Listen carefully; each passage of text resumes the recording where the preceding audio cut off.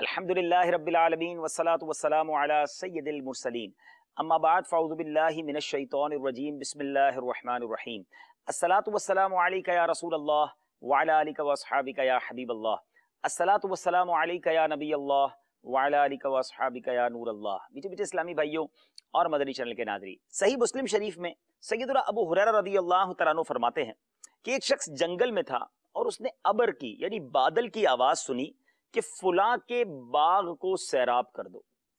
अब वो अबर एक किनारे को हो गया और उसने पानी एक संगिस्तान में यानी एक पथरीली जमीन पर गिरा दिया और एक नाली ने वो सारा पानी ले लिया। वो शख्स यकीनन उसके लिए एक नई चीज थी कि बादल को आवाज आई है और बादल ने पानी बरसाया, अब एक नाली में पानी जा रहा है। हदीस का मैं मजमून नर्स कर रहा हूं।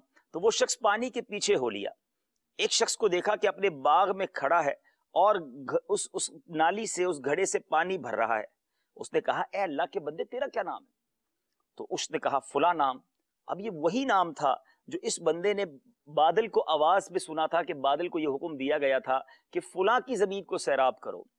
तो उसने कहा, ए अल्लाह के बंदे, तू मेरा नाम क्यों पूछता है? जिसके जो पानी भर रहा था उसने आने वाले से कहा। तो उसने कहा, मैंने इस अबर से जिससे ये पानी बरसा है एक आवाज सुनी कि तेरा नाम लेकर कह रहा है कि फुला के बाग को सैराब कर दे। अब ये तो बता कि तू क्या काम करता है? तेरा नाम लेकर पानी भेजा जाता है, ऐसा कौन सी नेकी है तुम्हारी?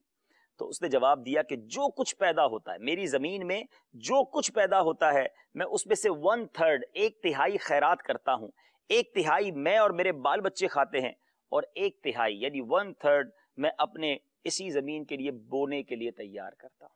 ऐ मेरे बीच इस्लामी भाइयों, अपने माल का एक तिहाई अल्लाह की राह में खर्च करने वाले को आप देखें कि किस तरह गैब से अताएं होती हैं। यानी बादलों को हुक्म दिया जा रहा है कि उसकी जमीन पर जाकर पानी बरसाया जाए।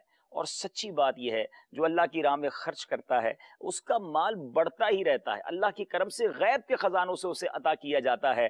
तो काश मैं भी और आप भी अल्लाह की राह में खूब खर्च करने वाले बन जाएं। ये शख्स तो अपने माल का एक तिहाई 1/3 अल्लाह की राह में खर्च करता था।